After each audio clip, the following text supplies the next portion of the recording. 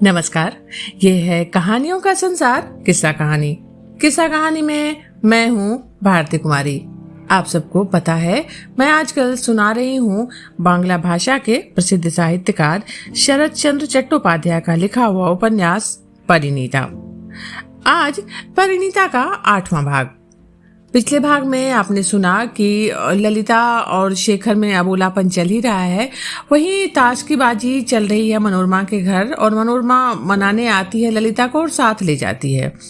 और जब तक ललिता नहीं आती है घर में तो गिरीन्द्र उसके बारे में बार बार पूछता है। तो मनोरमा के मन में ये आशंका हो जाती है कि उसका भाई ललिता की ओर आकर्षित हो रहा है।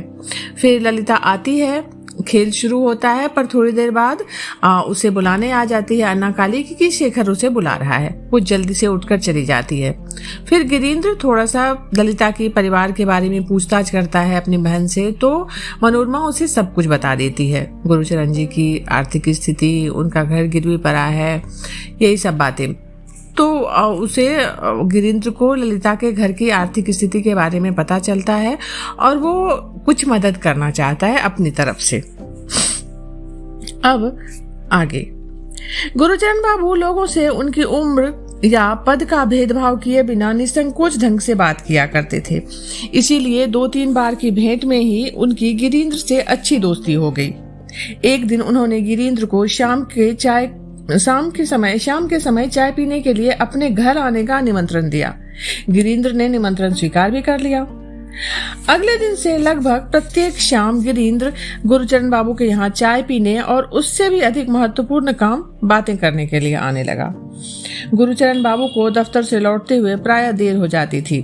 घर पहुंचकर कपड़े बदलकर वो मुंह हाथ धोते और आवाजें लगाने लगते। ललिता, चाय तैयार हुई बेटा? ओ अन्ना काली, जा तो अपने गिरीन्द्र मामा को बुला ला, कहना बाबूजी चाय के लिए याद कर रहे हैं। गिरीन्द्र आ जाता, दोनों चाय पीते और बैठे हुए बहुत देर तक बातें करते रहते। प्रायः समाज की हृदयहीन रूढ़ी रीतियों, कुप्रथाओं और सामाजिक अन्यायों के संबंध में ही बात होती। गुरुचरण अपने समाज की धार्मिक कट्टरताओं से बहुत आहत थे, भुक्तभोगी भी थे। बात चलते ही अपना दुखड़ा बयान करने लगते। देखो गिरीन्द्र, कौन नहीं चाहता कि अपनी लड़की की शादी अच्छी जगह से और अच्छी तरह से करे, लेकिन तुम बताओ ऐसा करने में लड़की के पिता या लड़की के अभिभावक को उसकी बिरादरी से कितनी मदद मिलती है? रत्ती भर भी नहीं मिलती गिरीन्द्र, रत्ती भर भी नहीं। तुम ही बताओ फिर आदमी बिरादरी को क्यों महत्व दे? लेकिन नहीं, समाज की रीति है बिरादरी को साथ लेकर चलो। मकान गिरवी रखकर या बेचकर लड़की की शादी करो और बिरादरी को प्रीति भोज दो। बाद में मकान छिन जाने पर भले आप सड़क पर आ जाओ, तो तभी बिरादरी में से कोई माई का लाल उठकर नहीं आता और नहीं कहता कि भैया गुरुचरण, तुम्हारे पास ठिकाना नहीं है, 2 दिन हमारे घर में ही रह लो। सच कहता हूँ गिरीन्द्र, हमारी बिरादरी से तो तुम ब्रह्म समाजी लाख अच्छे हो। तुम लोगों में कम से कम मानवता तो है। तुम व्यक्ति का दुख दर्द तो समझते हो। हमारे लोग तो पत्थर हैं, आलोचना करने के लिए सबसे आगे, लेकिन सहायता करते समय सबसे पीछे। गिरीन्द्र के सामने गुरुचरण की सारी वेदना मुखर हो उठती। गुरुचरण बाबू की तकलीफ समझता था गिरीन्द्र। वो यथासंभव उन्हें सांत्वना भी देता था और उनका हौसला भी बढ़ाता था। वो प्रायः कहा करता था, जाति, धर्म और समाज से भी बड़ी चीज मानवता है। यदि मानवता नहीं तो धर्म अधर्म की बातें करना ढोंग है, ढकोसला है। ललिता भी इन बातों को सुना करती है। उसे ये भी अच्छा लगता था कि उसके चिंताग्रस्त मामा को कोई तो धीरज देता है और उन्हें आशा दिलाता है कि सब कुछ ठीक हो जाएगा। धीरे धीरे ललिता को गिरीन्द्र पर श्रद्धा होने लगी। शुरू में गिरीन्द्र ललिता को आप कहकर संबोधित करता था, लेकिन बाद में गुरुचरण बाबू के टोकने पर उसने ललिता को तुम कहना शुरू कर दिया।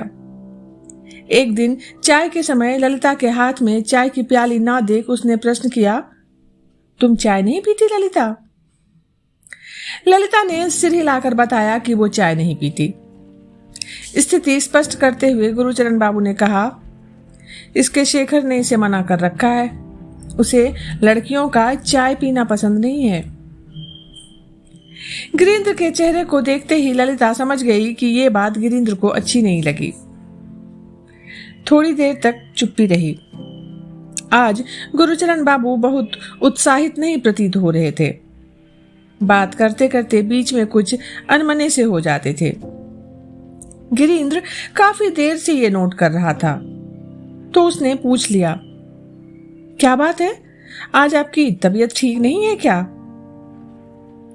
मुंह से गुड़गुड़ी हटाते हुए गुरुचरण बाबू ने कुछ सकपकाए स्वर में कहा, नहीं नहीं, ऐसा कुछ नहीं, तबीयत तो ठीक है। तो फिर क्या ऑफिस में कोई अप्रिय बात हो गई?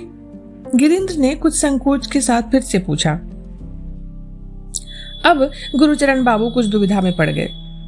कुछ देर चुप रहने के बाद उन्होंने गुड़गुड़ी को एक तरफ रख दिया और हिचकिचाते हुए बोले, नहीं गिरीन्द्र, ऑफिस में तो कोई अप्रिय बात नहीं हुई, लेकिन आज नवीन भैया ने सब कुछ अच्छी तरह जानते हुए भी बीच रास्ते में खड़े होकर ऊंचे स्वर में बहुत कड़ी बातें सुनाई। मन तो यही हुआ कि धरती फट जाए और मैं उसमें समा जाऊं। अभी तक उन बातों को भूल नहीं सका हूं, लेकिन फिर यह भी विचार आता है कि नवीन भैया ने ठीक ही तो किया। 6 महीने से ऊपर हो गए हैं, मैं उनका पैसा लौटाना तो दूर, उन्हें ब्याज तक की मद में 1 पैसा नहीं दे पाया हूं। ललिता गिरीन्द्र के सामने इस अप्रिय प्रसंग को आगे नहीं बढ़ने देना चाहती थी। पता नहीं मामा के मुंह से आगे क्या निकल जाए। इस डर से वो एकदम से बोल उठी, आप चिंता मत कीजिए मामा जी, कुछ ही समय की तो बात है, फिर सब ठीक हो जाएगा। गुरुचरण बाबू ने आहत स्वर में कहा, कैसे ठीक हो जाएगा बेटा? जब अभी तक कुछ नहीं हुआ तो आगे कौन सी लॉटरी खुलने वाली है? फिर गिरीन्द्र की ओर देखकर फीकी हंसी हंसकर बोले, बात यह है गिरीन्द्र कि ये ललिता नहीं चाहती कि उसका बूढ़ा मामा किसी प्रकार की चिंता करे, लेकिन ये नहीं जानती कि मेरी बिरादरी के लोग तो इसके बूढ़े मामा को चिंताग्रस्त ही देखना चाहते हैं। ये सुनकर गिरीन्द्र के माथे पर बल पड़ गए। कुछ कड़े स्वर में उसने प्रश्न किया, क्या कहा नवीन बाबू ने आपसे? ललिता को यह नहीं मालूम था कि मनोरमा से गिरीन्द्र को मकान गिरवी रखकर बहन की शादी पर नवीन बाबू से रुपया कर्ज लेने की बात मालूम है, इसलिए उसे गिरीन्द्र का ये प्रश्न अच्छा नहीं लगा। वो सोचने लगी, गिरीन्द्र को हमारे मामले में इस तरह दिलचस्पी नहीं लेनी चाहिए। लेकिन गुरुचरण बाबू तो भरे बैठे थे। उन्होंने विस्तार से सारी बातें गिरीन्द्र को बता दी। बोले, नवीन भैया कह रहे थे उनकी पत्नी को अजीर्ण और मंदाग्नि रोग से बहुत कष्ट है, दवा से लाभ नहीं हो रहा है और रोग बढ़ता जा रहा है। ये देखकर डॉक्टरों ने वायु परिवर्तन की सलाह दी है।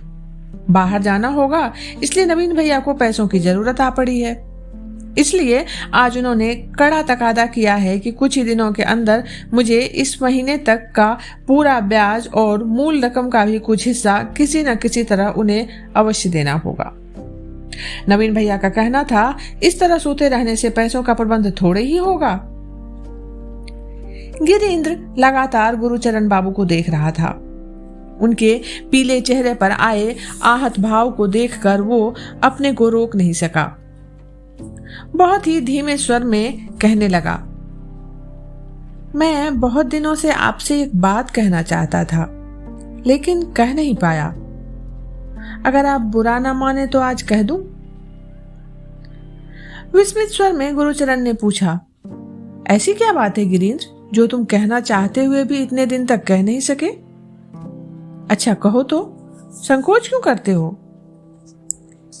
गिरीन्द्र ने कहा, मैंने सुना है कि नवीन चंद्र जी ब्याज बहुत ज्यादा लेते हैं। मेरे पास पिताजी के छोड़े हुए काफी रुपये बैंक में यूं ही पड़े हैं। मेरा अनुरोध है आप मुझसे रुपये लेकर नवीन चंद्र जी का कर्ज उतार दें। सुनकर ललिता और गुरुचरण दोनों अवाक रह गए। उन्हें आश्चर्य से अपनी ओर देखते हुए पाकर गिरीन्द्र बहुत संकोच के साथ बोला, आप मेरी बात का विश्वास कीजिए, सचमुच मुझे अभी रुपयों की कोई जरूरत नहीं है, पर आपको है। नवीन चंद्र जी को भी रुपयों की जरूरत है। ऐसा वो कहते हैं, इसलिए आप उन्हें ये रुपया लौटा दें और जब आपको सुविधा हो तो आप थोड़ा थोड़ा करके मुझे रुपये दे दीजिएगा। गुरुचरण ने धीमे स्वर में कहा, मतलब तुम मुझे सारा रुपया दोगे? गिरीन्द्र ने दृष्टि झुकाते हुए कहा, हाँ, इसलिए कि आप नवीन चंद्र जी का रुपया लौटा दें। गुरुचरण कुछ कहने ही जा रहे थे कि इतने में अन्ना काली दौड़ती हुई आई और ललिता से बोली, दीदी जल्दी तैयार हो जाओ, शेखरदा ने कहा है नाटक देखने जाना है, जल्दी करो। बात पूरी होने से पहले ही वो भाग खड़ी हुई। गुरुचरण उसकी उत्कंठा देखकर हंसने लगे। ललिता ने कोई भाव प्रकट नहीं किया, वो उसी तरह चुपचाप बैठी रही। 2-3 मिनट के बाद अन्ना काली भागती हुई वापस आई और बोली, अरे दीदी तो अभी तक उठी भी नहीं हो, जल्दी करो ना, हम सब लोग तुम्हारे लिए ही तो रुके हुए हैं। ललिता ने इस पर भी उठने का कोई उपक्रम नहीं किया तो गुरुचरण ने ही उसके सिर पर स्नेह से हाथ रखते हुए कहा, उठो ललिता, देर मत करो, वो सब तुम्हारी ही बात देख रहे हैं। ललिता विवश भाव से उठी, लेकिन जाने से पहले उसने गिरीन्द्र की ओर जिस दृष्टि से देखा उससे गिरीन्द्र का सारा शरीर पुलक उठा। वो दृष्टि स्पष्ट कह रही थी, तुमने मामा को वार लिया, मैं तुम्हारी कृतज्ञ हूं। धीमे कदमों से वो घर के अंदर चली गई। 5-10 मिनट बाद जब वो तैयार होकर बाहर आई तब तक गिरीन्द्र जा चुका था। गुरुचरण दरी पर लेटे हुए थे और तकिए पर सिर रखे आंसू बहा रहे थे। अचानक ही इतना बड़ा भार उतर जाने के कारण मामा रो रहे हैं, ये बात ललिता समझ गई। उसे लगा इस समय मामा से कुछ भी बात करने पर मामा को बहुत संकोच होगा। वो जितने धीमे कदमों से आई थी उतने ही धीमे कदमों से बैठक से बाहर चली गई। जब वो शेखर के घर पहुंची तो मनोव्यथा के कारण उसकी आंखों में भी आंसू आ गए थे। शेखर अपने कमरे में अकेला खड़ा हुआ था और शायद उसी की प्रतीक्षा कर रहा था। आहट सुनकर उसने दरवाजे की ओर दृष्टि उठाई और तो देखा ललिता की आंखों में आंसू भरे हुए हैं। 8-10 दिन से ललिता को ना देख पाने के कारण शेखर मन ही मन ललिता से बहुत नाराज था, लेकिन इस समय ललिता की आंखों में आंसू देखकर वो अपना सारा गुस्सा भूल गया। बहुत ही अपनेपन से बोला, ये क्या, तुम रो रही हो ललिता? ललिता ने सिर झुकाकर ऊपर नीचे गर्दन हिला दी। शेखर एकदम ललिता के पास आ गया और दोनों हाथों से ललिता का आंसुओं से भीगा चेहरा ऊपर उठाकर उसे ध्यान से देखता हुआ बोला, पर हुआ क्या?